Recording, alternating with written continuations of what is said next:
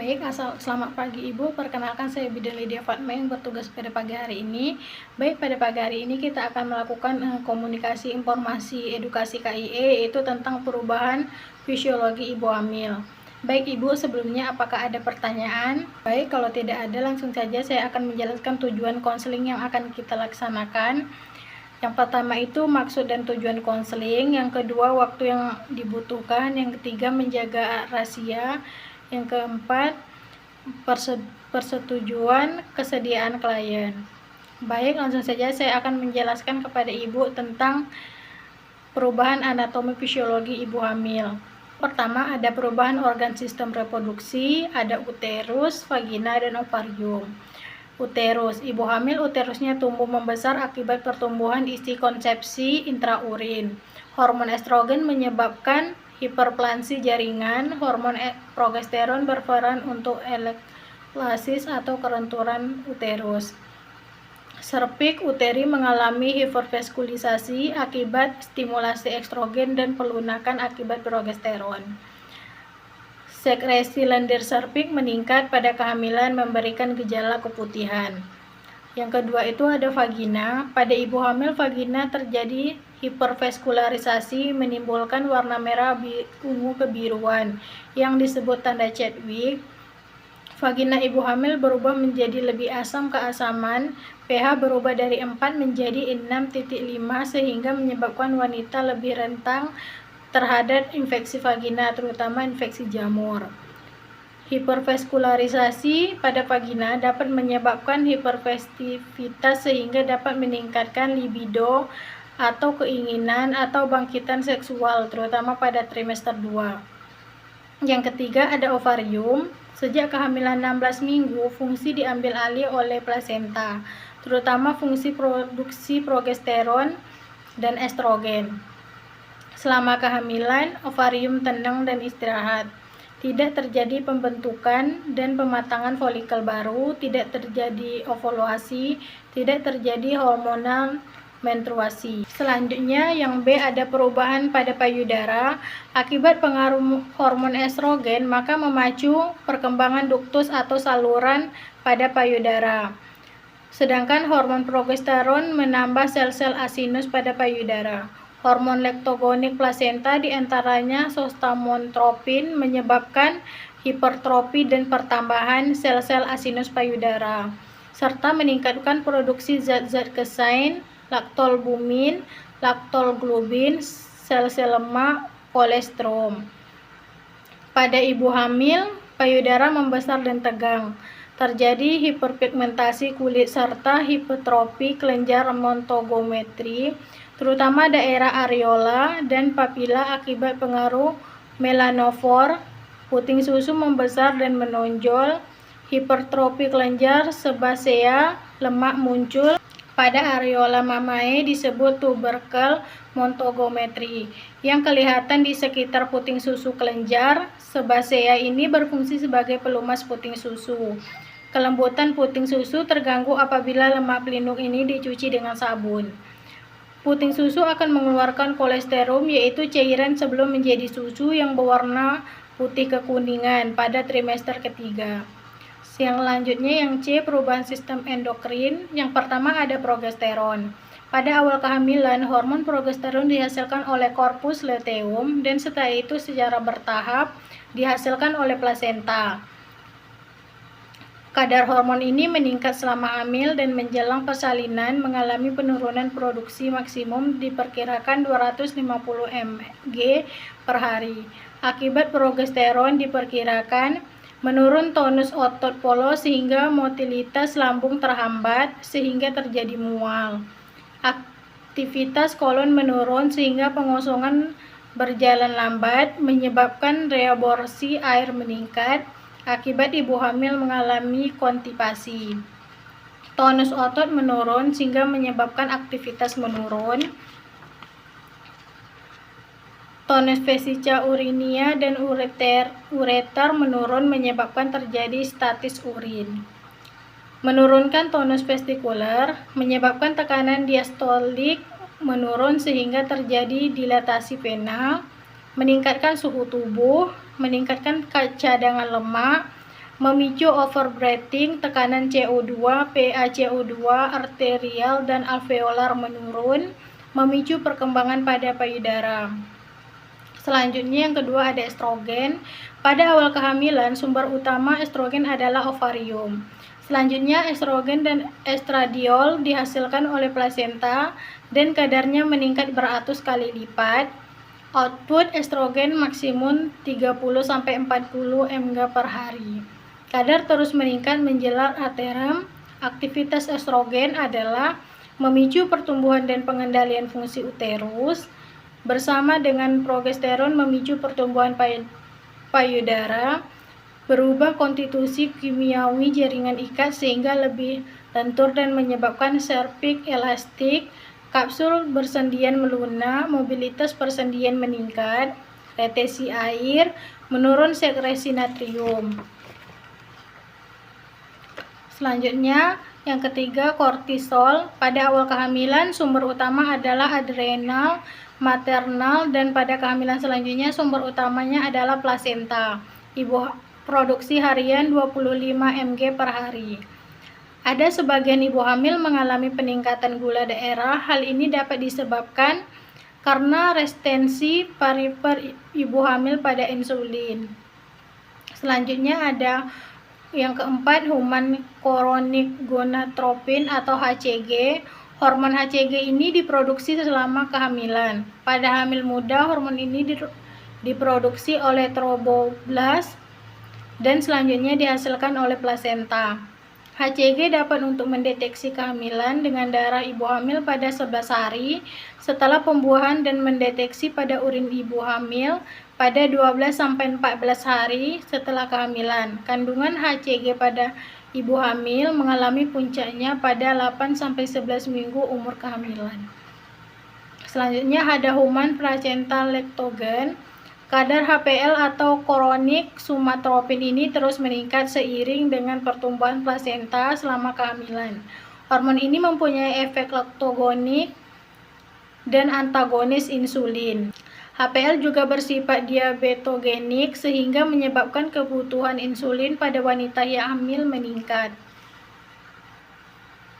Selanjutnya ada relaksin, dihasilkan oleh korpus luteum, dapat deteksi selama kehamilan, kadar tinggi dicapai pada trimester pertama. Peran fisiologis belum jelas, diduga berperan penting dalam maturasi serviks. Selanjutnya ada hormon hipofisis, terjadi penekanan kadar VSH dan LH maternal selama kehamilan. Namun kadar prolaktin meningkat yang berfungsi untuk menghasilkan kolesterol. Pada saat persalinan setelah plasenta lahir, maka kadar prolaktin menurun. Penurunan ini berlangsung terus sampai pada saat ibu menyusui.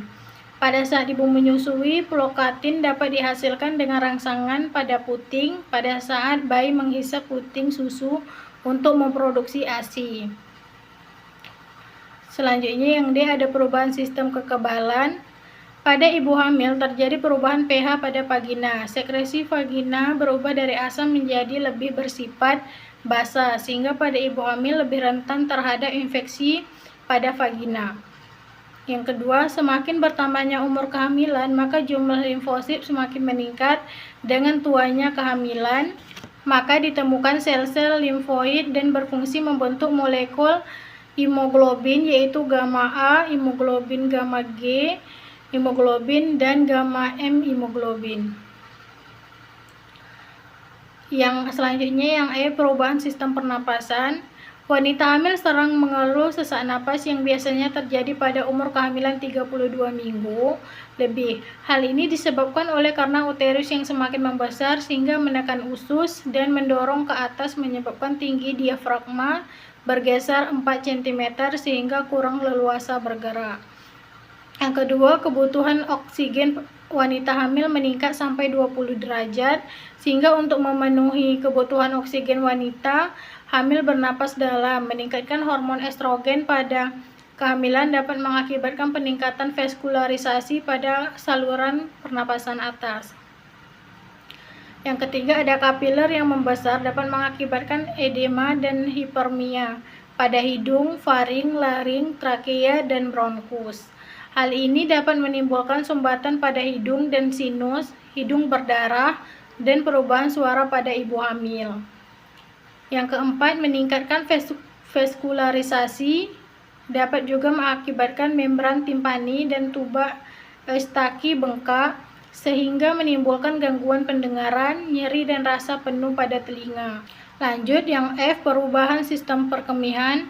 Hormon estrogen dan progesteron dapat menyebabkan ureter membesar, tonus otot-otot saluran kemih menurun, kencing lebih sering, laju filtrasi glomerulus meningkat sampai 69 derajat.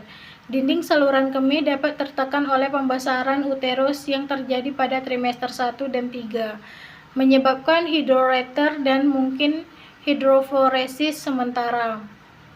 Selanjutnya yang G, perubahan sistem pencernaan. Yang pertama, estrogen dan HCG meningkat dengan efek samping mual dan muntah-muntah, dan perubahan peristaltik dengan gejala sering kembung dan konstipasi. Yang kedua, aliran darah ke panggul dan tekanan vena yang meningkat dapat mengakibatkan hemoroid pada akhir kehamilan. Yang ketiga, hormon estrogen juga dapat mengakibatkan gusi, hipermia, dan cenderung mudah berdarah. Selanjutnya, H, perubahan kardiovaskular. Yang pertama, retensi cairan, bertambahnya beban volume dan curah jantung. Yang kedua, terjadi hemodilusi sehingga menyebabkan anemia relatif, hemoglobin turun sampai 10%. Akibat pengaruh hormon, tahanan vaskular menurun, tekanan darah sistolik maupun diastolik pada ibu hamil trimester 1 turun 5-10 mmHg. Hal ini kemungkinan disebabkan karena terjadinya vasodilatasi akibat perubahan hormonal pada kehamilan. Tekanan darah akan kembali normal pada semester 3 kehamilan. 5. Curah jantung bertambah 30-50 derajat, maksimal akhir trimester 1, menetap sampai akhir kehamilan. Yang keenam, volume darah maternal keseluruhan bertambah sampai 50 derajat. Yang ketujuh, trimester kedua denyut jantung meningkat 10-15 kali per menit, dapat juga timbul palpitasi. Yang ke-8, volume plasma bertambah lebih cepat pada awal kehamilan, kemudian bertambah secara perlahan sampai akhir kehamilan. Selanjutnya yang I, perubahan integumen. Ibu hamil sering mengalami perubahan pada kulit, yaitu terjadi hipigmentasi atau warna kulit lebih kelihatan gelap. Hal ini disebabkan karena adanya peningkatan melanosis stimulating hormon. Hiperpigmentasi dapat terjadi pada muka, leher, payudara, perut, lipat paha, dan aksila. Hiperpigmentasi pada muka disebutkan plasma gravidarum, biasanya timbul pada hidung, pipi, dan dahi. Hiperpigmentasi pada perut terjadi pada garis tengah berwarna hitam kebiruan dari pusat ke bawah sampai simfisis yang disebut linea nigra. Yang kedua, perubahan keseimbangan hormon pada ibu hamil dapat juga menimbulkan perubahan berupa penebalan kulit, pertumbuhan rambut maupun kuku. Perubahan juga terjadi pada aktivitas kelenjar meningkat sehingga wanita hamil cenderung lebih banyak mengeluarkan keringat, maka ibu hamil sering mengeluh kepanasan. Selanjutnya ada J, perubahan metabolisme. Basal metabolic rate BMR meningkat sampai 15 derajat sampai 20 derajat. Pada akhir kehamilan terjadi juga hipertrofi tiroid sehingga kelenjar tiroid terlihat jelas pada ibu hamil. BMR akan kembali seperti sebelum hamil pada hari ke-5 atau ke-6 setelah persalinan. Peningkatan BRR menunjukkan adanya peningkatan kebutuhan oksigen, vasodilatasi perifer, dan percepatan aktivitas kelenjar keringat membantu melepaskan panas akibat peningkatan metabolisme selama hamil. Yang kedua, kebutuhan karbohidrat meningkat sampai 2.300 kal per hari hamil dan 2.800 kal per hari menyusui. Apabila karbohidrat kurang, maka mengambil cadangan lemak ibu untuk memenuhi kebutuhan. Seorang ibu hamil sering merasa haus terus, nafsu makan bertambah dan kecil (BAK), dan kadang-kadang mengalami glukosuria. Ada glukosa pada urin sehingga menyerupai diabetes mellitus. Hasil pemeriksaan glukosa tolerance tes pada kehamilan sebaiknya dilakukan dengan teliti agar jelas diketahui ibu hamil tersebut mengalami DM atau hanya karena perubahan hormon dalam kehamilannya. Selanjutnya, adakah perubahan sistem mastikulosketal? Bentuk tubuh ibu hamil berubah secara bertahap menyesuaikan penambahan berat ibu hamil dan semakin besarnya janin menyebabkan postur dan cara berjalan ibu hamil berubah. 2. Meningkatkan hormon seks, steroid, dan vestikulasi meningkatkan terjadinya jaringan ikat dan jaringan kolagen, mengalami perlunakan dan elastitas berlebihan sehingga modilitas sendi panggul mengalami peningkatan dan relaksasi. 3. Derajat relaksasi bervariasi. Simfisis pubis merenggang 4 mm, tulang pubis melunjak seperti tulang sendi, sambungan sendi sacrococcus mengendur membuat tulang cogis bergeser ke belakang untuk persiapan persalinan. 4. Otot dinding perut meregang menyebabkan tonus otot berkurang.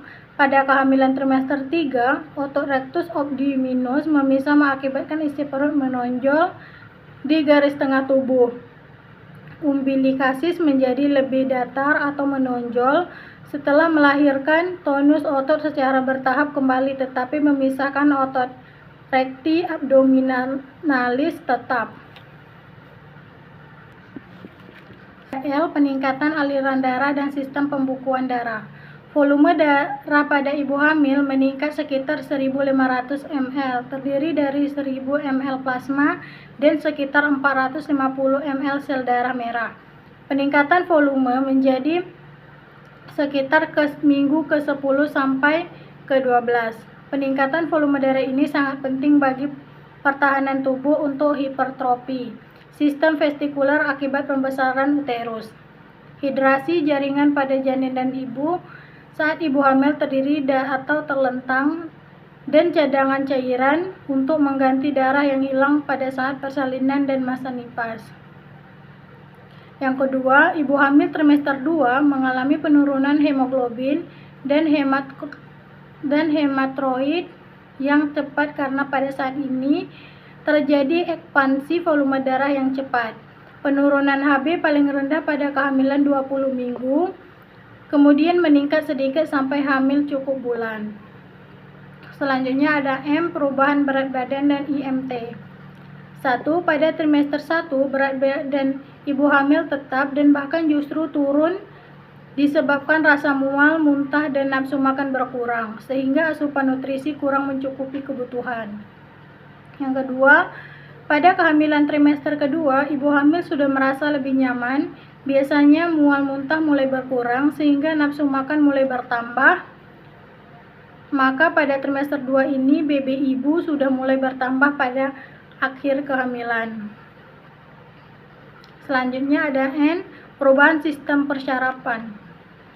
Yang pertama, terjadi perubahan sensori tungkai bawah disebabkan oleh kompresi saraf panggul dan stasis vaskular akibat pembesaran uterus. Yang kedua, posisi ibu hamil menjadi lordosis akibat pembesaran uterus. Terjadi tarikan saraf atau kompresi akar saraf dapat menyebabkan perasaan nyeri. Yang ketiga, edema dapat melibatkan saraf variper, dapat juga menekan saraf median di bawah kalvaris pergelangan tangan, sehingga menimbulkan rasa terbakar atau rasa gatal dan nyeri pada tangan menjalar ke siku, paling sering terasa pada tangan yang dominan. Posisi ibu hamil yang membungkuk menyebabkan terjadinya tarikan pada segmen plexus brachialis sehingga timbul akrotesia, rasa bal dan gatal di tangan.